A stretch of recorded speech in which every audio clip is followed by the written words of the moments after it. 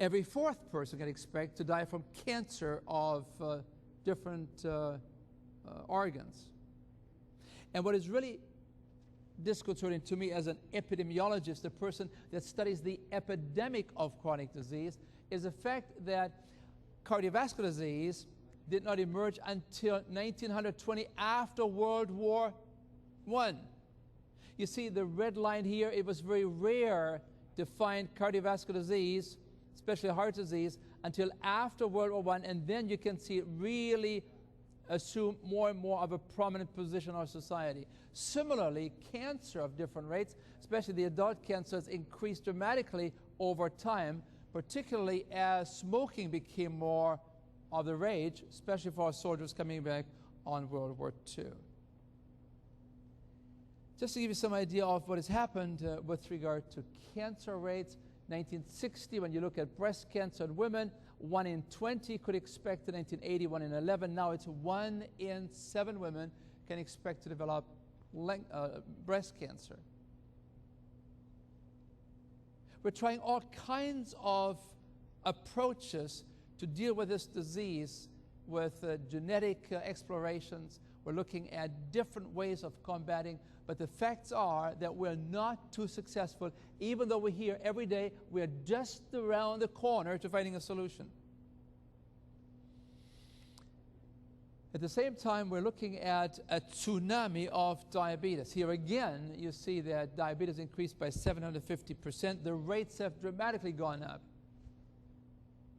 We have new medications, we have insulin of all kinds, and yet diabetes is pushing forward. And here are two things that I want you to think about. Number one, when it comes to these chronic diseases, the rates have gone up in spite of the best efforts in trying to find technological medical answers. Number two, these diseases cannot be related to our genetics, because it takes about 300 to 400 years to change the genetics in a society. These diseases are rampant. They're ruling like a tsunami over us. They have happened in the last 20, 30, 40 years. So the question is, what is causing these diseases? Why do we have these epidemics? Is there something in the water that is causing that? Is there something in the air that's causing that? Or could it be some lifestyle changes that have come into our society, a cultural transformation? And of course, as you look at this graphic, you probably see what we're talking about, right? You see what happened to the average standardized seat in our society?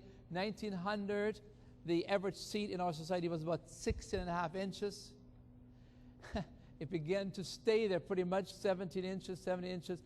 And all of a sudden, in the 1980s, it began to enlarge, so that today we find that the average seat, a standardized seat, is about 24 inches wide. Something has happened. We have become supersized. We have supersized chairs.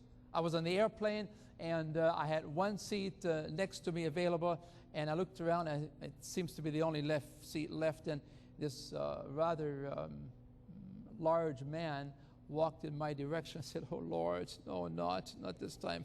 I have a long trip to accomplish here. Lord, I need to have some space." He settled right in there. We had to lift up the armrest so he could squeeze in.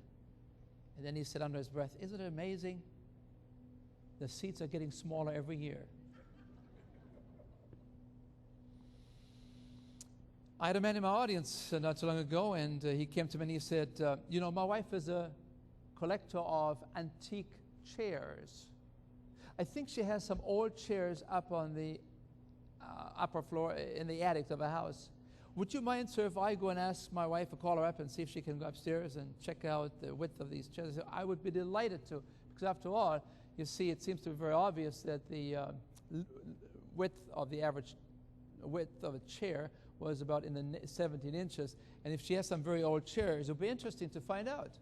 Well, he comes back and he said she found some chairs that she believes are probably 150 years old. I said, "Great. What was the measurement?"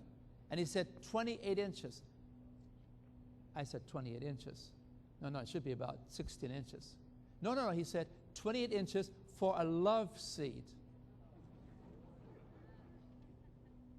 Something has happened, hasn't it?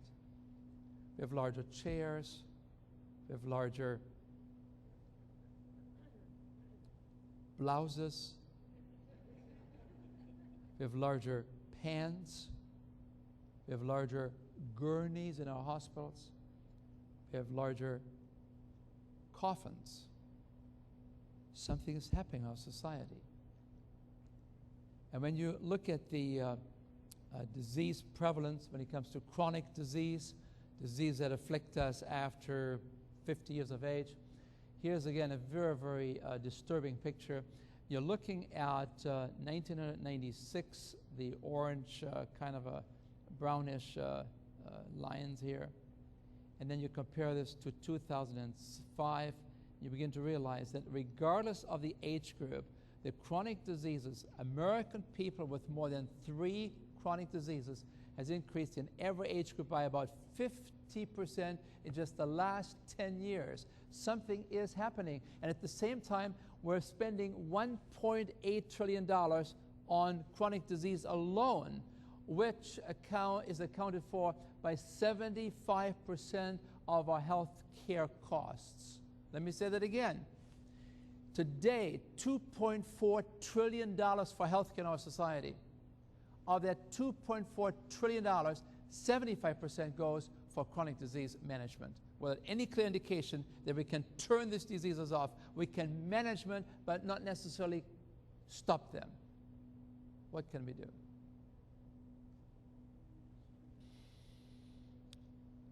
When we look at medical technology, we realize that we can do some wonderful things. And yet, when it comes to these chronic illnesses, we oftentimes find ourselves somewhat limited. We are finding ourselves sometimes even impotent in affecting these diseases. For instance, take heart disease. Here you see the heart, you see the coronary arteries here. These arteries are supposed to deliver oxygenated blood to the heart muscle so that heart muscle can function very, very well for 70, 80, 90, 100 years. But you can see here that some of the coronary arteries are affected by narrowing processes. Here you see it blown up, and you see you have these plaques there. We sometimes call them atherosclerotic plaques. You see a buildup of cholesterol and fat and calcium, and this then causes the coronary arteries to become narrowed. They can no longer bring adequate oxygenated blood to the heart muscle, and the heart muscle begins to cry out in pain. We call this angina pectoris.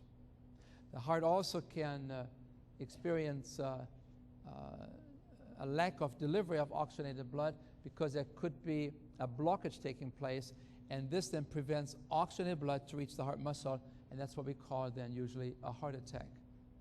Death by asphyxiation of the heart. But you see, we have a very simple notion, don't we? If there's some narrowing, all we have to do is take a vein, a vessel from the leg, take it out, transfer it, transplant it, and put this kind of a bypass in, and everything is fine. This is the notion that we have. We look for silver bullets. We expect doctors to take care of us. After all, we're spending enough money on health care, don't we? So we expect that hospitals and physicians are taking care of us and they do their very best, but this is a disease that is not that easily handled. When you look at this disease here, where you have a narrowing of the arteries, it is not only the coronary arteries to the heart, but it's the whole circulatory system that becomes affected. So I want to talk to you about that in just a few moments here when I show you a little film, but let us first discuss bypass surgery a little bit more. There are about over 400,000 bypasses this year. They run about $120,000 if everything goes well. And what most people don't realize is that only in 10% of the heart attack patients can we actually extend the lifespan by bypass surgery. Or we can make you feel better.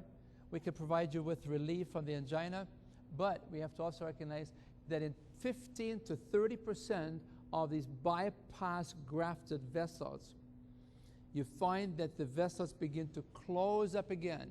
They occlude, they narrow again within 12 months.